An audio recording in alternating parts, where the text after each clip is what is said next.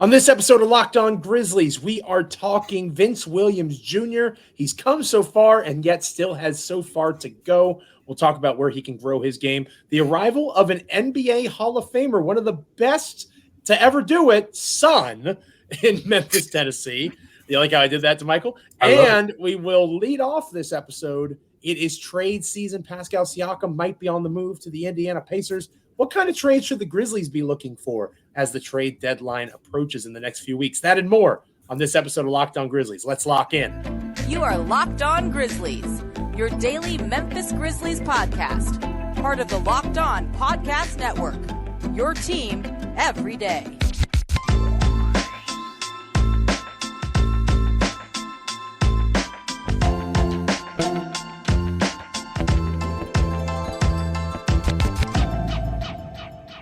I would like to apologize to anybody that thought that there was some massive acquisition. If you thought Locked On Grizzlies was breaking news, Scottie Pippen Jr. is arriving in Memphis. I'm sure Damichael Cole has lots of insight on that. I have a little bit of insight on it. I'm not going to act like I'm a Scottie Pippen Jr. expert, but we will talk about what we know about the Grizzlies' latest two-way contract. A little bit of guard depth, and that's probably all that needs to be known right now. But we'll talk more about that and then some here on this episode of Locked On Grizzlies. I am your host, Joe Mullinax, joined by my co-host, Damichael Cole of the Commercial Appeal there in Memphis, Tennessee. He's the Memphis Grizzlies beat writer for that publication. Very excited to hear what he has to say about our topics today, and very excited that you're joining us wherever you are joining us, whether it's on YouTube, wherever you get your podcasts. Damichael and I appreciate you guys being with us here on this Wednesday edition of Locked On Grizzlies. Today's episode is brought to you by FanDuel. Make every moment more. Right now, new customers get $150 in bonus bets guaranteed when you place a $5 bet. Visit FanDuel.com/lockedon to get started. Again, free and available wherever you get your podcasts. As proud members of the Locked On Podcast Network, your team each and every day. Whether you're an everydayer with us every time a new episode drops, Damichael, we're inching closer and closer to that lofty 3,000 subscriber goal on YouTube. Thank you to everybody that is helping us get closer to that, and hopefully we break that plateau here by the end of the month. Whether this is your first time checking us out, somewhere in between, Damichael Cole and I deeply appreciative. And I'm also appreciative, Damichael, of trade rumors. You know how I get when it comes to trade rumors. Even when it doesn't involve the Memphis Grizzlies. And this is a Locked On Grizzlies podcast. I'll get to the Grizzlies aspect of this. We always can find a tie-in, though. Yeah. That's why they pay us the big bucks, baby. That's why they got Damichael Cole and Joe Mullinax rocking it each and every day here on Locked On Grizzlies, because I am the master of the segue. And when it comes to segueing into this, Pascal Siakam, right? Yep. Potentially a future Indiana Pacer, as you listen or watch this episode. All-NBA talent. Yep. Might already be a Pacer. That was a rumor that broke on Tuesday night. Amazing talent. Doesn't necessarily help the Pacers with their gosh-awful defense, which I think, Siakam's a good defender, but he doesn't solve that problem, I guess is my overall philosophy. It's much more of an offensive acquisition, which is scary in that way. But anyway, I digress. It's trade season. Tyrese Halliburton perhaps getting a new partner to dance with, so to speak, in terms of Siakam potentially coming to the Pacers. The Grizzlies enter this trade season in an interesting place because they are playing better than maybe they're expected to play, at least at the moment. They don't have a ton of healthy tradable options. What are you looking for the Memphis Grizzlies to do, Damichael, as the trade deadline draws near? Do you see them as a buyer potentially in terms of, Wendell Carter Jr. has been mentioned a couple of times by Mark Stein and others. In theory, he's a really nice kind of long-term partner next to Jaren Jackson Jr. Are you somebody who's more of the mindset to try to take on an additional asset, maybe to pair in a future bigger trade down the road? We talked about moving on from the lottery pick that the Grizzlies are likely to get this coming summer. As trade deadline comes closer, how would you approach it if you were GM Cole of the Memphis Grizzlies? And then perhaps how do you think the Grizzlies are going to approach it? Throw you for a loop a little bit here, Joe. Ooh, I like loops. Because I think there'll be buyers and sellers in different ways. At the end of the day, they're buying. That's not a loop. That's a cop out. No, it's not. That's not a fruit loop. That's a strategy. loop-de-loop. You're looping me. So they're buyers. I'll just say that. They're buyers. But the way that they're going to buy their way into this thing, you'll like it. The sellers is just because I think they're going to have to get rid of some players in order to be the buyers that they're capable of being. Now let's start here before I kind of get into it. The roster crunch that is the Memphis Grizzlies right now. 15 players under contract. Most of those players are not only under contract for this season, they're under contract for next season. So you got a bunch of guys that it'll hurt you financially if you release them. And so it's not as simple as going out and signing free agents, going out and, signing draft picks, because the roster is so kind of, bumbled up right now that you're going to have to get rid of someone. How do you get rid of them? The trade deadline is the time for the Grizzlies to get involved. I think we can really see the Grizzlies being kind of that third team factoring into some deals. Remember, we haven't been talking about it much lately because it's so far down the line of things now. But that Dillon Brooks trade exception is still out there. And that's about, I think, $7.5 million that the Grizzlies can play around with. They put that in a trade, and it'll allow the Grizzlies to kind of absorb that money in addition to the salary coming in. With that being said, here's the players that I'm looking at that potentially be traded. And this is not intel based at this point. Once we kind of discover some things, I'll share it on here. But at this point, this is just GM Cole, as you said. And I'm thinking, okay, look at this. Jake LaRavia, not really playing much. He's hurt now, so you can't see too much right now. He's a first round pick, so he's under contract next season. Zaire Williams, I mean, it is what it is. Even David Roddy. I like Roddy. I think he's been playing better as of late, but you got to realize the Grizzlies don't have a lot of roster options and flexibility right now. You have to create that flexibility. I know a lot of people want to say John Conchar. I'll even throw his name in there, but you got to remember the Grizzlies signed him to an extension. So it's probably going to be a little bit harder to get off of his deal than some of those other ones. What do the Grizzlies take back? This is where I think they become buyers. That's the seller point, because I think in order to give up some of those guys, you may have to, say, hey, I'm going to attach a second round pick or, a protected first in some cases, depending on however the Grizzlies want to do it. Because I think there are other teams out there, some young teams, for example, a Detroit Pistons, San Antonio Spurs type team, maybe not those exact teams, but those are the caliber of teams that you could get to absorb money and absorb, a Jake LaRavia contract. And you don't really get much back. Now, where the Grizzlies can work to get something back is factor into be the third team in some of these deals. For example, you hear the Hawks. No one's safe in Atlanta except two players, according to reports. Trae Young, Jalen Johnson. So you know what? That means Clint Capella could potentially be available. We talked about Clint Capella a little bit on here. Now, how does it happen? Listen, this is just me spitballing a little bit here. I can't wait to see what Joe Mullinax thinks. But I know Joe is one of the people who, Steven Adams will be coming back next season on the final year of his deal, for example. We expect him to be healthy. Remember, this surgery is supposed to be the one that cleans everything up and puts all the knee issues in the rearview mirror. What if the Grizzlies say it's last year of his deal? He's coming off a big surgery. Let's throw him into that deal. Go with a more surefire option in Clint Capella and acquire him. Get him at the end of this season. Get him for the last few months of this season and go into next season with him potentially as your starting center around that group. Basically, what I'm saying is the Grizzlies should approach this trade deadline not thinking about this year. It's like everything else that we've talked about, Joe Mullinax. Thinking about the next season and the future of this Grizzlies team. The center position is going to be huge.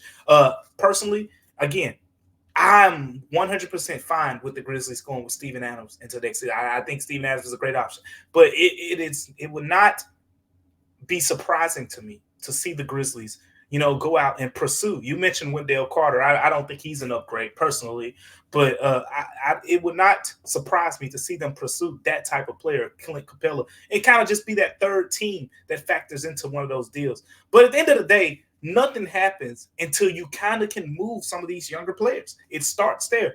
The Grizzlies cannot go into next season with all of those young wings still on the roster. Somebody's got to get moved, because if those guys are still on the roster, guess what? There's no flexibility to go out and get that center or another forward or that backup point guard, whatever you think the Grizzlies need. There's no flexibility to do that if they don't address the wings. I don't think all of those guys should be on the roster going into next season. They shouldn't be on the roster. I do think some sort of consolidation trade is going to happen. And we'll talk more about specific types of trades on future episodes of Locked On Grizzlies. We don't want to completely give away everything in one show. It's a long season. But It's a long season. I will point to the rumors that have started to trickle out of New York with the Knicks. And to me, the kind of trade that is exciting to me is a trade for somebody like a Quentin Grimes. And you've got somebody there in New York who maybe you attach a first-round pick, as you alluded to, or a couple of seconds, and you send out a Jake LaRavia, a David Roddy, a John Conchar, whoever the case might be.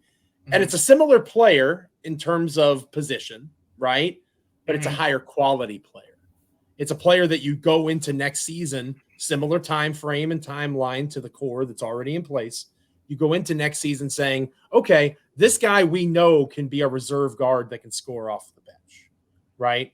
And as you go into the next season, that consolidation trade becomes a little bit more clear because the options for such a trade get dwindled down a bit. So whether it's at the center position, reserve guard, I would like to see them do something along those lines. And we'll talk about more specific names coming up on future installments of Locked On Grizzlies. Coming up on this episode of Locked On Grizzlies, Vince Williams Jr. has been declared here, arrived, him, however you want to describe it, by Grizzlies fans, some media. I am totally on board with loving Vince Williams Jr. Again, Virginia Commonwealth University, stand up, right? I'm that guy.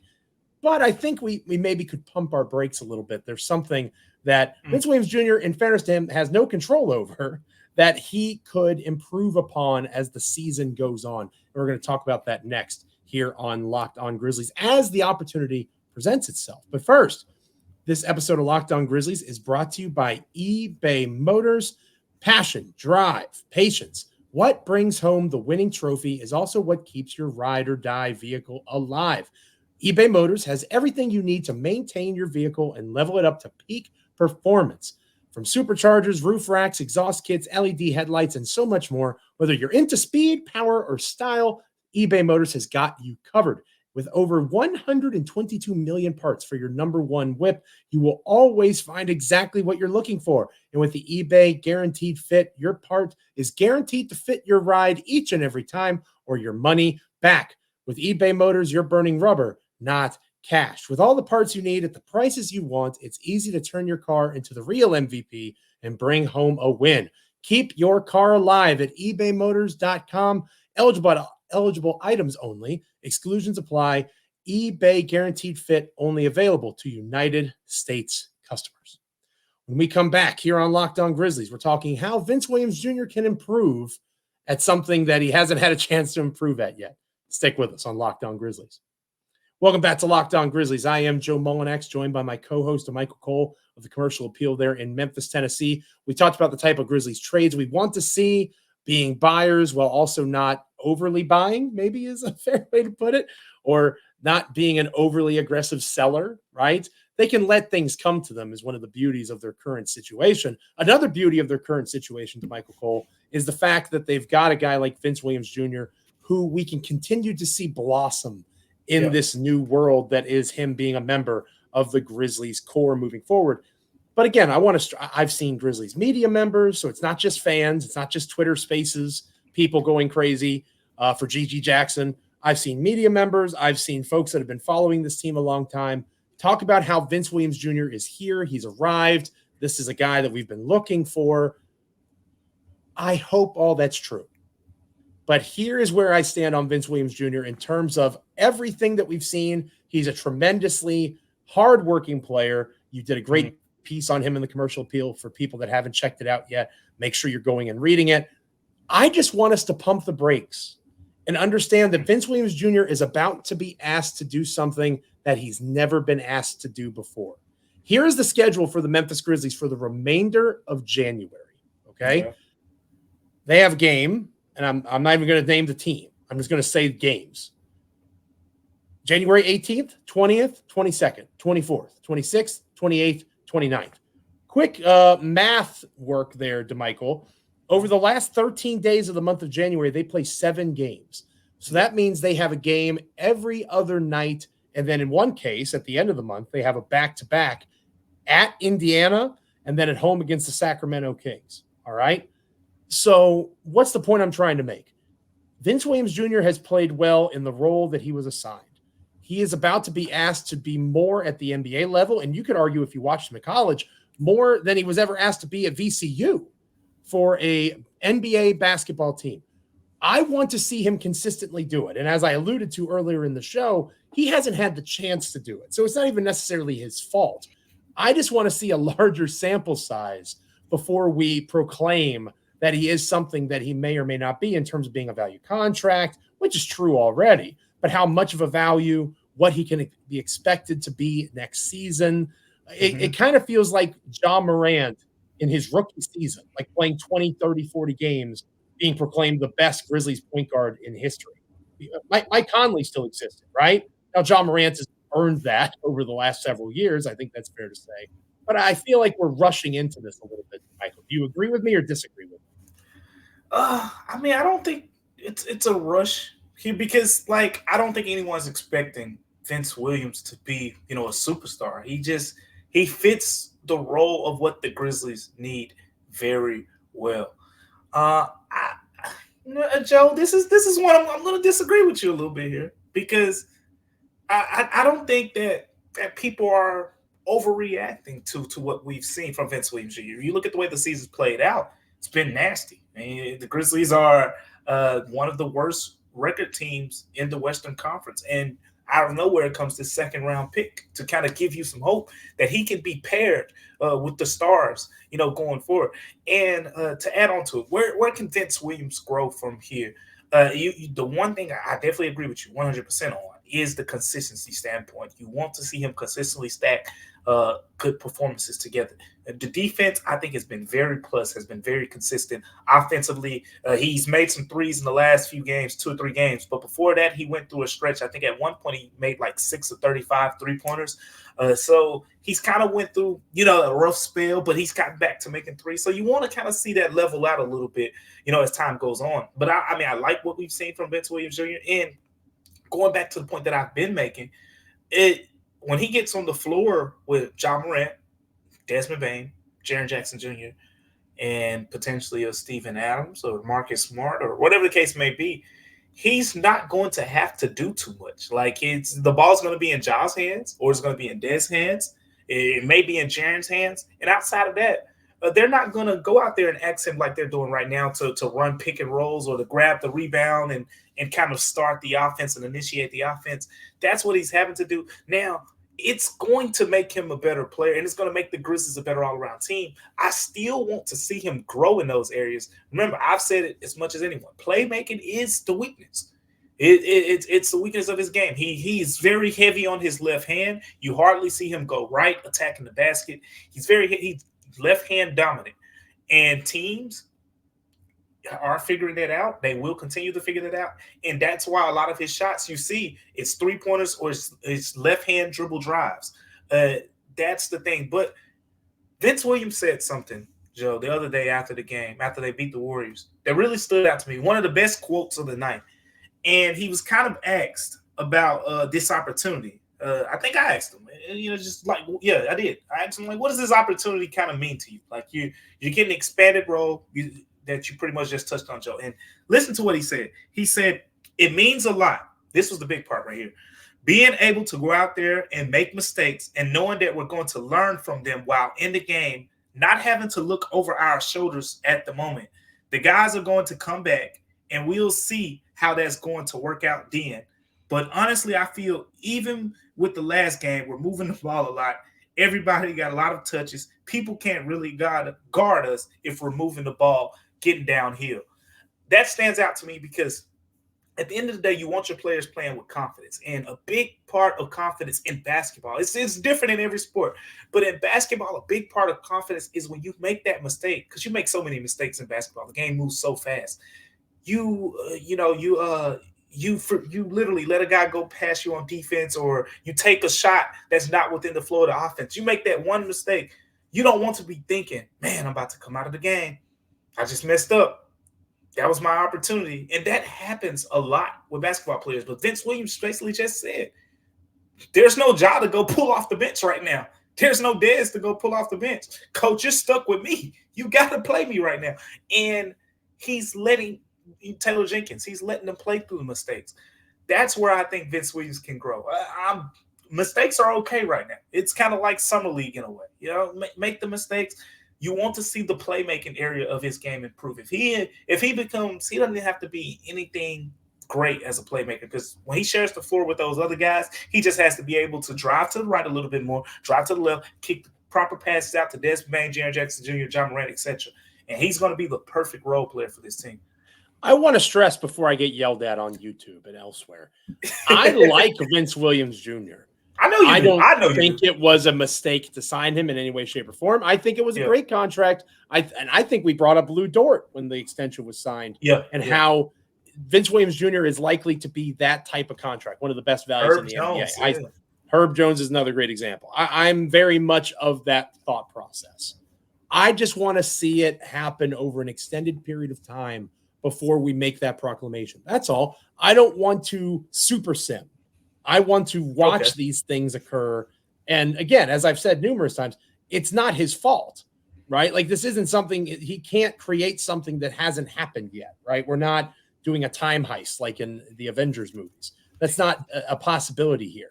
Yeah. He has to be given the opportunity. He's going to get the opportunity, as you just mentioned very well. And I just want to see him continue to take advantage of it before I make a bold statement about what I think he can be moving forward. That's all. And I think the best part of it is, one way or another, more than likely for the better, it's going to shake out the way that it should, and the Grizzlies are going to get enough data to make that determination, which is nice to see. But as we finish up here on this episode of Locked On Grizzlies, the Grizzlies did make a decision on two-way contracts. Damichael Cole and I will talk about Scottie Pippen Jr. arriving in Memphis via that means, and what his addition to the roster means for the Grizzlies and the Memphis Hustle, since it's a two-way deal. Talk about that next here on Locked On Grizzlies. But first, this episode of Locked On Grizzlies is brought to you by BetterHelp. Again, here in the new year, we're excited about all the good that can come our way, right? All the positive things, all the resolutions that we try to make to improve ourselves. New year, new you, right? Maybe you're taking supplements every morning. Maybe you're trying to actually get on the treadmill every day, go to the gym, whatever the case might be, trying to find a way to feel better about yourself. We're here to tell you that you can feel good about how far you've come and still look at places to grow individually, thanks in part to BetterHelp. If you've ever thought about starting therapy, you should give BetterHelp a try. It is entirely online, designed to be convenient, flexible, and suited to your schedule. Just fill out a brief questionnaire, get matched with a licensed therapist, and switch therapists anytime for no additional charge. Again, celebrate the progress that you've already made and continue that journey with BetterHelp. Visit BetterHelp.com/LockedOnNBA to get 10% off your first month. That's BetterHelp, HELP.com/LockedOnNBA. This episode of Locked On Grizzlies is also brought to you by FanDuel. The NFL season has wrapped up. The divisional playoffs are approaching. Nobody knows that better than Damichael Cole. Go Pack Go. There's still time to get on the action with FanDuel, America's #1 sportsbook. Right now, new customers get $150 in bonus bets guaranteed when you place a $5 bet. That's $150 in bonus bets, win or lose. The app is extremely easy to use, and there are so many different ways to bet. Live same-game parlays, making a parlay in the Parlay Hub, which is the best way to find popular parlay bets, finding such bets in the Explore tab and other kinds of bets. So much more can be done at FanDuel. So visit FanDuel.com/LockedOn and make your first bet a layup. FanDuel, an official partner of the NFL. Damichael, we've been praising the development system of the Memphis Grizzlies and the Memphis Hustle, right? We shouted out Jason March, the head coach of the Memphis Hustle, on our last episode of Locked On Grizzlies. The latest project has arrived, right? Why don't you tell us a little bit, if you would, about the newest member of the Memphis Grizzlies organization, Scottie Pippen Jr. Yeah, a lot of you recognize that name. You're Scottie Pippen. Scottie Pippen. Yeah, that's him. Scottie Pippen Jr. That's Scottie Pippen. He is the son of that Scottie Pippen. Now, for the Middle Tennessee natives, you're familiar. You're familiar with this guy. Scottie Pippen Jr. Went to Vanderbilt. played there 3 seasons, and was terrific in college. If you follow him in college, he was a point guard. Actually, his freshman year was on a Vandy team that didn't win a lot, but had 3 future NBA players on it. And Saban Lee, Aaron Nesmith, who's carved out a nice role now with the Pacers. Saban Lee, I think, is with the Phoenix Suns right now. And Scottie Pippen Jr., he was a freshman on that team. But 3 future NBA players. And without a doubt, at the time, he was not on that team, but the next 2 seasons at Vanderbilt, first team All-SEC, terrific score, and that carried over into the G League. He went undrafted, 6'1", and he has like a 6'5" and a half, 6'6" wingspan. So that's kind of, where you talk about the limitations in this game. Not really a great shooter for a point guard. I think in the G League, in last 2 years, he shot around 32% from 3-point range, but he is crafty. He is a creator. That's a big part about the Grizzlies here. He's averaged over 20 points both seasons in the G League, 20 points over 5 assists. So you say, well, why hasn't he got a chance in the NBA at this point? Well, again, the shooting is not plus for him. Again, at his size at 6'1", you got to be able to shoot the basketball in the NBA today. He is very quick defensively, but again, there are some limitations just from 6'1", 6'5" and a half wingspan, whatnot. And he turns the ball over 3.5 turnovers each of the last 2 seasons in the G League. And you look at the assist numbers, you're talking about 5.5 assists to 3.5 turnovers. It's not really a point guard number. That's more, you could live with that, maybe with your shooting guard, but not with your point guard. So decision-making is an area that he has to improve. But make no mistake about it, there is some very good talent here. This is a guy who's a prolific scorer at every level. At Vanderbilt, in high school, he was a great scorer. At Vanderbilt, he was a great scorer.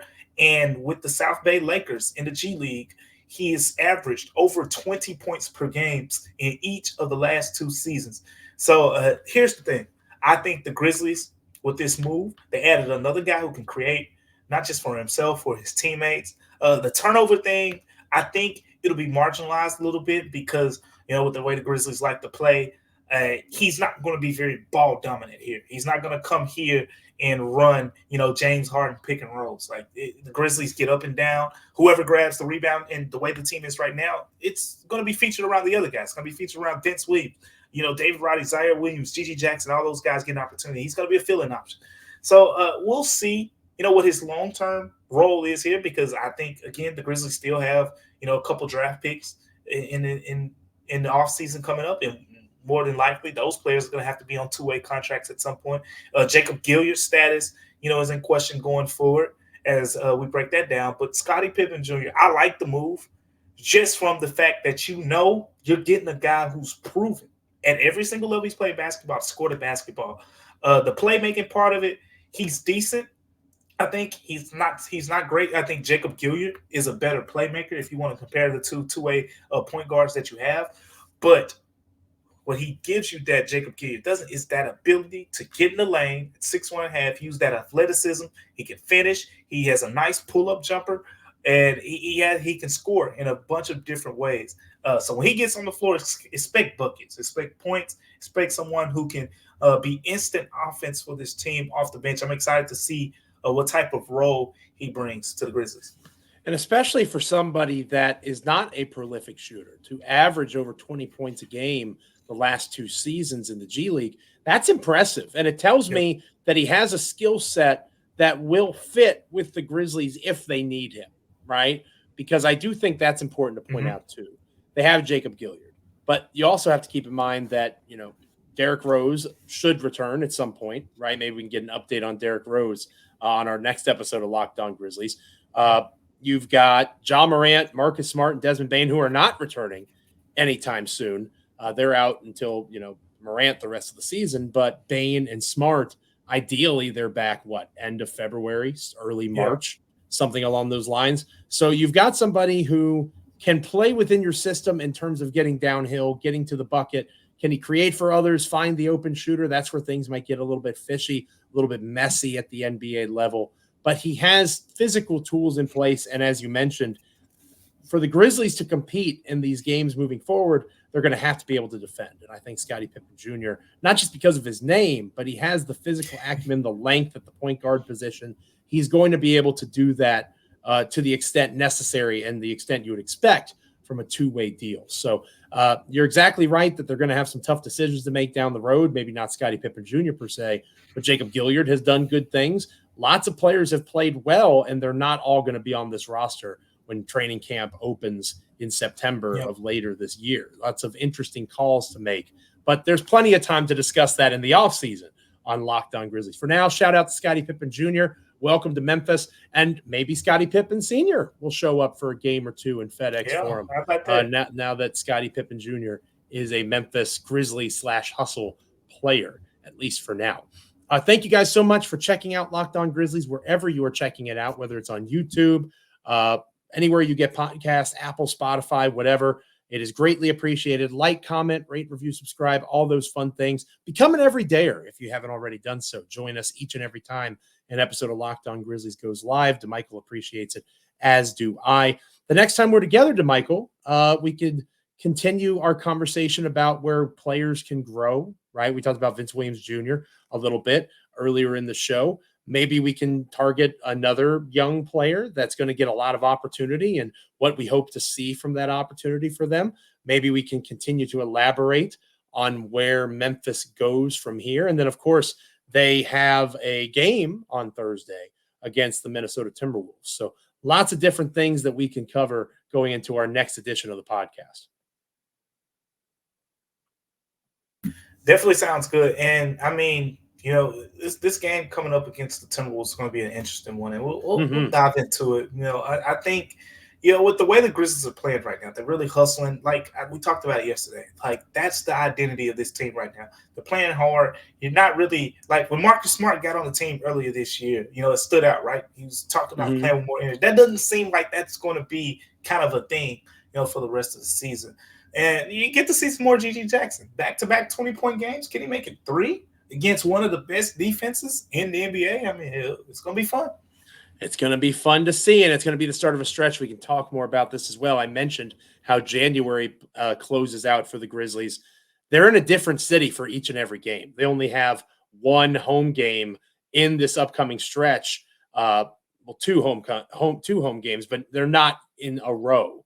So every time they play, they're going to be in a different city, including Memphis. They'll be at home for a game in Orlando next week, and then they're on the road to Indiana. So a challenging stretch about to start for the Grizzlies. But we talked about that last week in terms of this being a challenging stretch, and they've been 4-2. So they're going to have a winning record, Damichael, regardless of what happens against the Timberwolves. They will be at worst 4-3 in that 7-game run that we talked about potentially defining their season. Pretty wild when you think about it. And again, that was before the Ja Morant injury and all of that craziness. So plenty of things to talk about on our next episode. Make sure you're with us. And make sure you're checking out, if you haven't already done so, Locked On Sports Today, the first ever national sports 24/7 streaming channel on YouTube, covering the top sports stories of the day with local experts of Locked On, plus our national shows that cover every league. Go to Locked On Sports Today on YouTube. Subscribe to the first ever national sports 24/7 streaming channel. Make sure you subscribe to Locked On Grizzlies. Spread the good word. Locked On Grizzlies is here each and every day. Damichael, myself, happy to talk Grizzlies basketball. Let us know how we're doing in the comments. Let your friends know that they should subscribe if they haven't already done so. And make sure you're staying locked in, please. For Damichael, I'm Joe. Wherever you get podcasts on YouTube, make us part of the process for NBA and Grizzlies content. We'll catch you next time on Locked On Grizzlies.